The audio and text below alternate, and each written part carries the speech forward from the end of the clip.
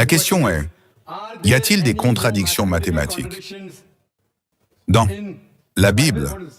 Bible ou islam? Y a-t-il des contradictions dans... Le questionneur n'a pas précisé de quelle religion il parlait, alors je vais répondre pour les deux. C'est sûrement la Bible, car le sujet de la conférence est la Bible. Concernant l'islam, le Coran dit dans la sourate An-Nisa, chapitre 4, verset 82.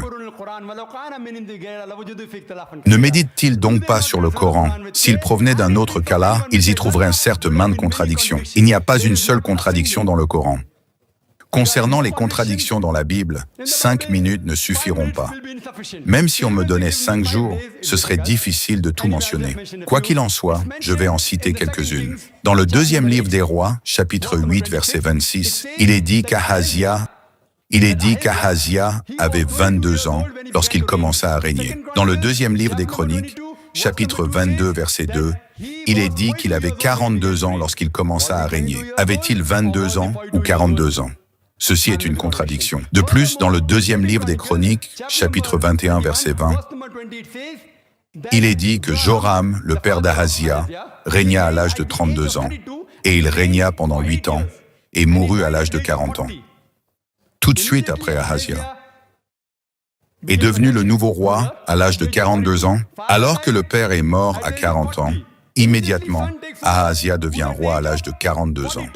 Comment un fils peut-il être 2 ans plus âgé que son père?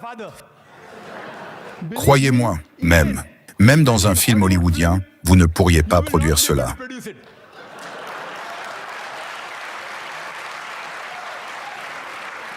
À Hollywood, vous pouvez créer une licorne ou des crocodiles, comme mentionné dans la Bible, ou encore des dragons et des serpents, comme cela est mentionné dans certains passages de la Bible, mais vous ne pouvez pas montrer un fils qui est plus âgé que son père de 2 ans. C'est impossible, même pour un miracle. C'est impossible. Dans un miracle, vous pouvez avoir une naissance virginale, mais vous ne pouvez pas avoir un fils plus âgé que son père de 2 ans. De plus, si vous lisez dans la Bible, il est mentionné dans le deuxième livre de Samuel, chapitre 24, verset 9, qu'un recensement a été effectué parmi les gens impliqués dans la bataille. Ce verset indique que 800 000 hommes d'Israël ont pris part à la bataille, ainsi que 500 000 hommes de Juda. Cependant, dans le premier livre des Chroniques, chapitre 21, verset 5, il est écrit qu'1 100 000 hommes d'Israël ont pris part à la bataille, et 470 000 hommes de Juda. Alors, était-ce 800 000 hommes d'Israël ou 1 100 000? Était-ce 500 000 hommes de Juda ou 470 000? C'est une contradiction claire. De plus, il est mentionné dans la Bible, dans le deuxième livre de Samuel, chapitre 6, verset 23, que Michal, la fille de Saül, n'eut pas de fils. Cependant, dans le deuxième livre de Samuel, chapitre 21, verset 8, il est dit que Michal, la fille de Saül, eut 5 fils.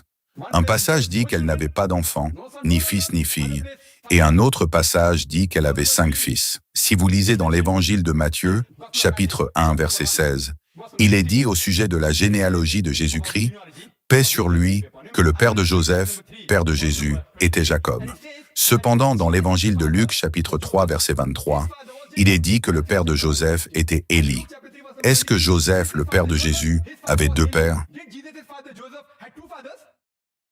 Comment appelle-t-on une personne qui a 2 pères? Ou était-ce Élie ou Jacob? Merci Zakir Naik, mais vous pouvez arrêter. Le temps est écoulé. Si tu veux soutenir notre chaîne YouTube gratuitement, n'hésite pas à t'abonner et à mettre un pouce bleu. Si vous voulez savoir si Jésus-Christ est vraiment Dieu dans la Bible ou alors juste un messager de Dieu, alors clique sur la vidéo.